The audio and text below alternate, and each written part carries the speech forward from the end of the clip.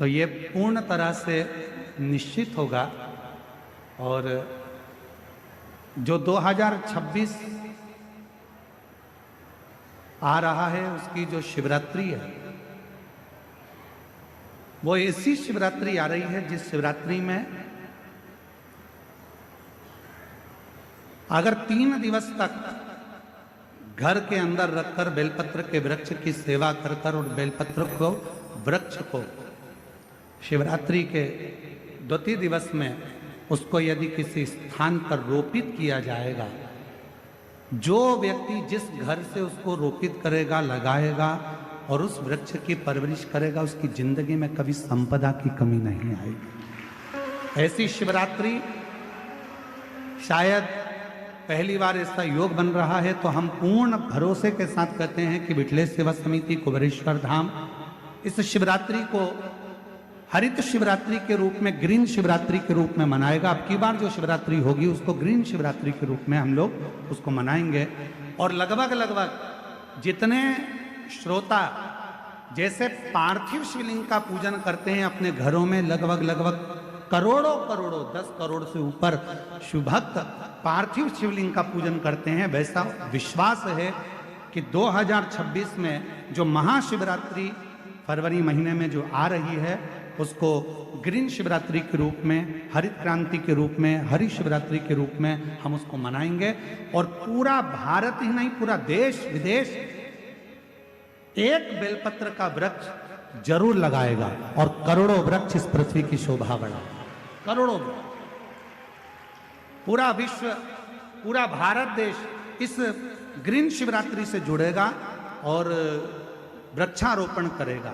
लगभग करोड़ों वृक्ष एक ही दिन में शिवरात्रि के पावन अवसर पर, जैसे हमारे आज बिरसा मुंडा जी की इस पवित्र, भगवान श्री बिरसा मुंडा जी की पवित्र 150वीं जयंती के अवसर पर उन्होंने कहा था, जल जंगल पर एक पेड़ लगाने को बड़े आनंद के साथ, तो उस वृक्ष को ऐसे ही नहीं लगाना है। शिवरात्रि पर जो वृक्ष लगाया जाएगा पहले उसको अपनी बेटी की तरह परवरिश करना है, घर के अंदर लाकर 3 दिन तक। और पूरा क्रम शंकर जी के साथ जैसे बेटी के मंगल विवाह का होता है, ऐसा शिव के साथ में पाणी ग्रहण संस्कार का भाव रखकर उसका खूब पोषण कर कर और फिर शिवरात्रि के दिन बाबा देवाधिदेव महादेव से कामना कर कर कि बाबा मेरी सुख समृद्धि लक्ष्मी वृद्धि करना, वैभव देना। जैसे जैसे ये वृक्ष बढ़ता जाए वैसे हमारे जीवन में संपदा बढ़े, सुख बढ़े। इस भाव से उस वृक्ष को अपने आसपास में लगाकर उसको बड़ा करने का प्रयास। और जल अवश्य, हर हर ये शिव महापुराण कथा वर्णन कर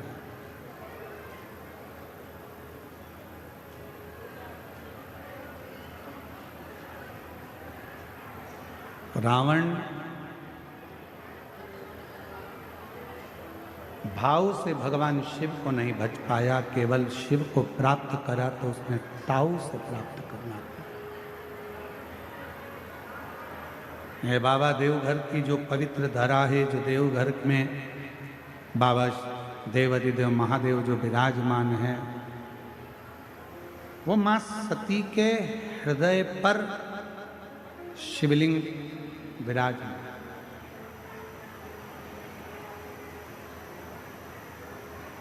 शायद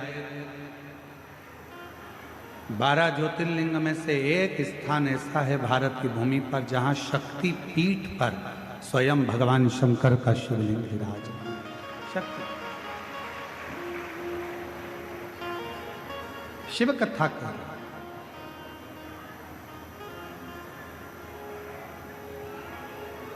शिव को समझना, भगवान शंकर की अविरल भक्ति को समझना, भगवान देवाधिदेव महादेव के विश्वास को, भरोसे को समझना कठिन। स्वयं ब्रह्मा जी भी नहीं समझ पाए।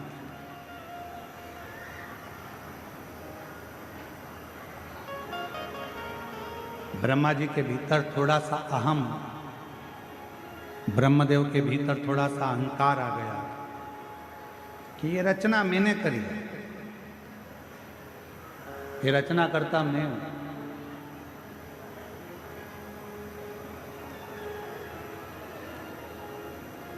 कई लोग कहते शिव को समझना, भगवान शंकर की अविरल भक्ति को समझना, भगवान देवाधिदेव महादेव के विश्वास को, भरोसे को समझना कठिन। स्वयं ब्रह्मा जी भी नहीं समझ पाए।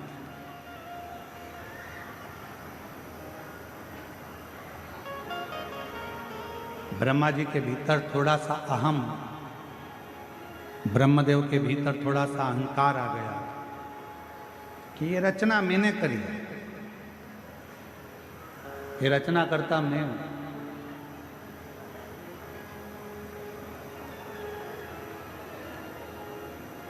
कई लोग कह देते हैं वो तो मैं जिंदा हूं तो काम हो रहा है, अगर मैं मर गई तो आटे दाल का भाव मालूम पड़ जाए। वो तो मैं कर रहा हूं तो हो रहा है, मैं चले गया तो तुम्हारी दुकान भी नहीं चली। कई लोगों के मन में आता है कि मैंने किया, और शिव महापुराण की कथा कहती है मैं संबोधन श्रेष्ठ संबोधन नहीं। भगवान शंकर के ससुर दक्ष प्रजापति ने भी केवल मैं का संबोधन करा। मेरा भवन, मेरा राज्य, मेरा नगर, मेरी बेटी, मैंने करा, मैंने करा, मैंने करा। आखिरी में फिर हुआ क्या कि दक्ष प्रजापति का सिर कटा, और दक्ष प्रजापति का सिर कटकर आखिरी में फिर बकरे का सिर लगा, और वो बकरा मैं करता। अच्छा करें, मत बुरे कर्म कर बंदो, वरना पछताएगा। भगवान की आँखों से तू बच नहीं पाएगा, तू बच नहीं पाएगा। अरे ओ अज्ञानी मत करना नानी, तेरे कर्म का फल भी तो ही पाएगा, जैसा किया तूने तेरे आगे आएगा। मत बुरे कर्म कर बंदे, वरना पछताएगा, तू बच नहीं पाएगा। ब्रह्मदेव के मन में अहमता उत्पन्न हुई, ये रचना मैंने करी। और भगवान देव आदिदेव महादेव का तो कहीं ब्रह्मा जी नाम ही नहीं है। भगवान नारायण के पास जाकर जब ब्रह्मा जी ने कहा कि ये पूरी रचना मेरी है, तब भगवान नारायण के मुख से निकल गया कि रचना तुम्हारी नहीं, ये रचना तो स्वयं इस पृथ्वी पर निवास करने वाले अगर कोई देव हैं तो वो देव अधिदेव महादेव। ये रचना तो उनकी है, ये सब कुछ उन्होंने रचा, रचना उनकी है। ऋषभ बजा, ये आपकी रचना नहीं, ये उनकी रचना। ब्रह्मा जी ने कहा मैं मानता नहीं। एक बड़ा सा पर्वत, उस पर्वत को भगवान ब्रह्मा और भगवान विष्णु ने घुमाना प्रारंभ करा कि हम जाने कि सृष्टि का रचना करता कौन है, आखिर शिव कौन है।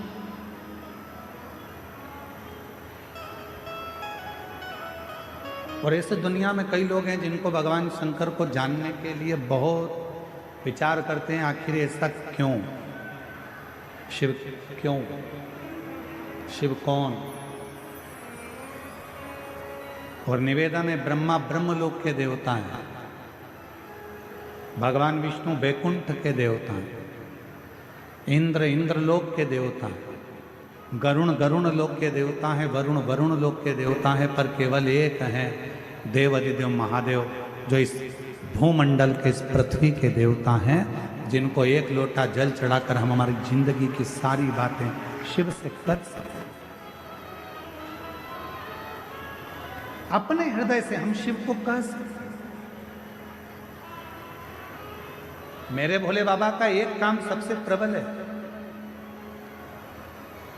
और वो सबसे प्रबल काम ये है कि जो मनुष्य हमसे मिलता है, मेरा भोले बाबा उसकी पारदर्शिता हमारे सामने प्रकट कर देता है।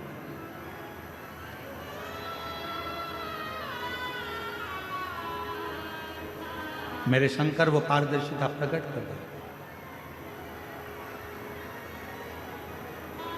किसी भी व्यक्ति से जब आप मिलेंगे, जो शंकर भगवान को एक लोटा जल चढ़ाने वाला होता है, शिव को जल चढ़ाने वाला होता है, श्री शिवाय नमस्तुभ्यम बोलने वाला होता है, जो शंकर का गुणगान करने वाला होता है, शिव नाम लेने वाला होता है, जब वो किसी भी व्यक्ति से मिलता है, चाहे मेरी जीजियाँ हों, मेरे जीजा हों, मेरी बेटियाँ, मेरे बेटा, मेरी माताएं, मेरे बुजुर्ग माता पिता हों, आप अगर शंकर भगवान को एक लोटा जल चढ़ाते हो तो आप किसी से भी मिलोगे तो आपके सामने जब मिलोगे तो दो चीजें सामने आ जाएगी।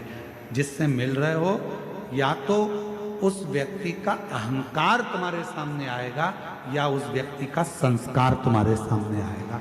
सामने जब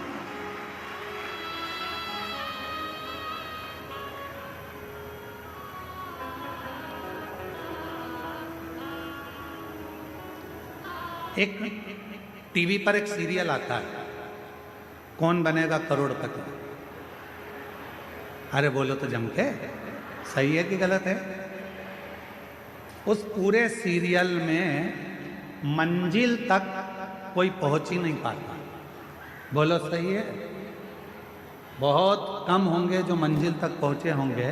क्यों नहीं पहुंच पाते? किस लिए नहीं पहुंच पाते?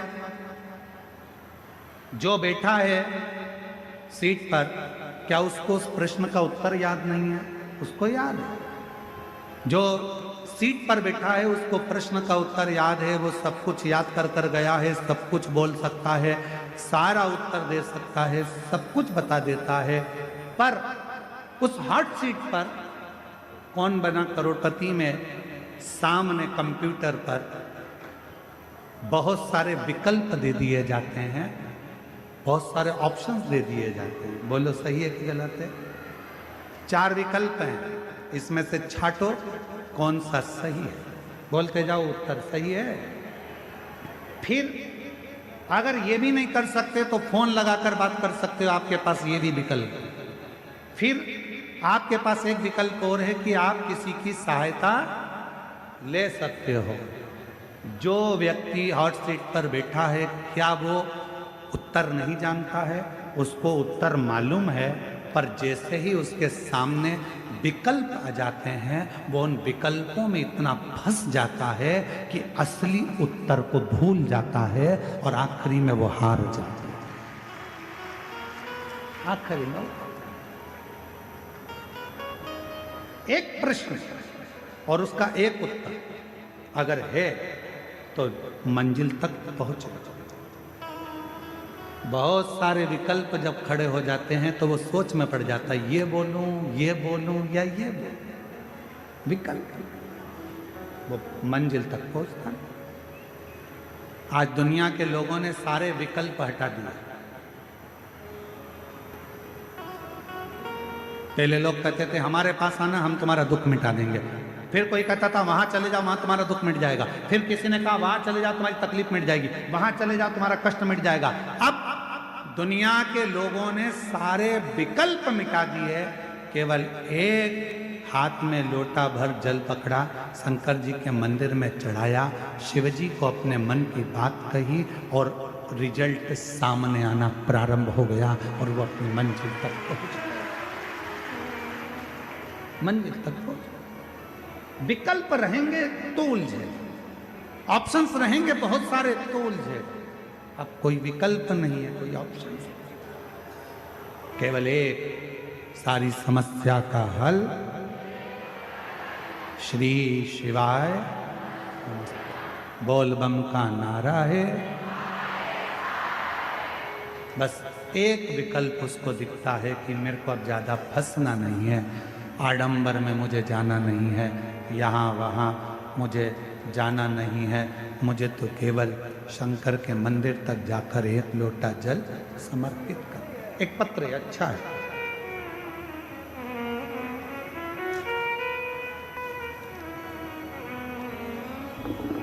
एक विश्वास, एक भरोसा,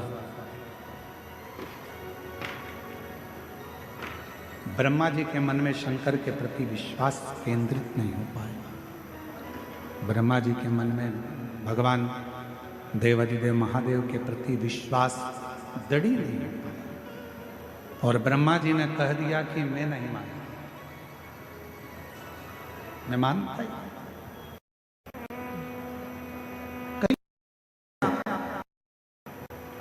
कोई कहेगा काय को चक्कर में पड़े हो, एक लोटा जल से कुछ होता है। कोई कहेगा बेलपत्र खाने से कुछ होता है। कोई कहेगा शिव जी पे जल चढ़ाकर पीने से कुछ होता है। आप उससे एक बात जरूर कहना कि हम तुमसे पूछने के लिए नहीं आए कि हमको क्या करना है। जन्म मेरे माता पिता ने मुझे दिया है, परवरिश मेरे माता पिता ने करी है, पढ़ाई मेरे माँ बाप ने कराई है, शिक्षा चिकित्सा मेरे माँ बाप दिए हैं। तो फिर मैं दूसरे के कहने पर ये नहीं करूंगी कि मुझे करना क्या है। मैं सनातन धर्म में जन्म ली हूं, अपने देव अधिदेव महादेव पर पूरा भरोसा कर कर महादेव की आराधना। शिव भटकने नहीं देता, शंकर भगवान आडंबर में पड़ने नहीं देते। आपका भरोसा कितना है, आप कितना शिव को मानते हुए आपके ऊपर निर्भर करता है। जितना भटकोगे शिव से उतने दूर होते चले जाओगे। ब्रह्मा जी भटक लिए, भगवान विष्णु ने कहा कि तुम चाहो तो शिव जी की परीक्षा लो। पर्वत को घुमाया, अग्नि का एक खंभ प्रकट हो गया। उस अग्नि के खंभ में से एक शिवलिंग प्रकट हो गया। यही मार्गशीर्ष मास का महीना था, जिस महीने में भगवान शंकर का प्रथम शिवलिंग प्रकट हुआ था। और उसी मार्गशीर्ष मास में आप और हम शिव महापुराण की कथा को श्रवण कर रहे हैं। उसी मार्गशीर्ष मास। किस्मत वाले तो हो तुम लोग, ये तो पक्का है, ये निश्चित है। अपने अपने घर जाकर नजर उतरवा लेना तुम अपनी अपनी, कि बाबा ने बहुत बड़ी कृपा कर, दया कर। हम सब इकट्ठे और भोलेनाथ के पट्टे। तुम सहज नहीं हो, सरल नहीं हो, बहुत कहीं कहीं बाबा देव हरिदेव महादेव का कोई पुराना संबंध और आपका और हमारा शंकर जी से रहा होगा, जो शिव महापुराण की कथा मार्गशीर्ष मास में श्रवण करने का सौभाग्य मिला।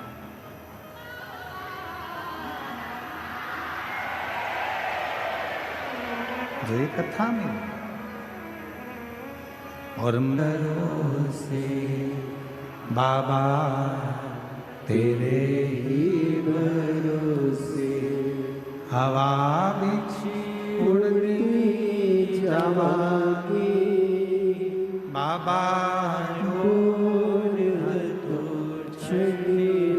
में कटी जावागी भोले में तेरी पतंग शंभू में तेरी पतंग हवा बिछ उड़ती जावागी बाबा डोर तो छड़ी नाम कटी जावागी। एक विश्वास अपने भीतर प्रकट करो।